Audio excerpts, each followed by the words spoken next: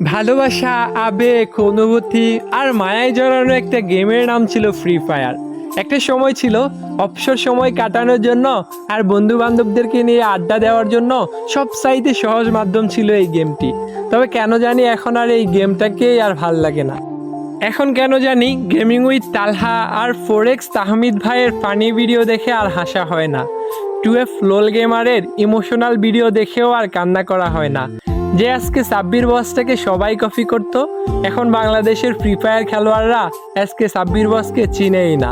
রক্সম্যান gaming, Jewel the noob gamer, তারা আর আগের মতো ফ্রি ফায়ারের আননোন ফ্যাক্টস খুঁজে পায় না।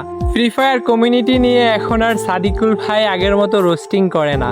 প্রো রুবেল আর বটলা নাহিদও আর এখন একসাথে গেম খেলে না। যেই নাইম আলম ভাইকে পুরো বিশ্বের মানুষে চিনত MP40 লিজেন্ড হিসেবে, সেই নাইম আলম ভাইকে এখন আর গেমে দেখা যায় না। কতদিন হয়ে গেছে গেমিং উইথ জিহাদ ভাইয়ের সেই বিখ্যাত ডায়লগ ভাই সাব দেখা হয় না, দেখা হয় না তার ফানি সব কাস্টমগুলো।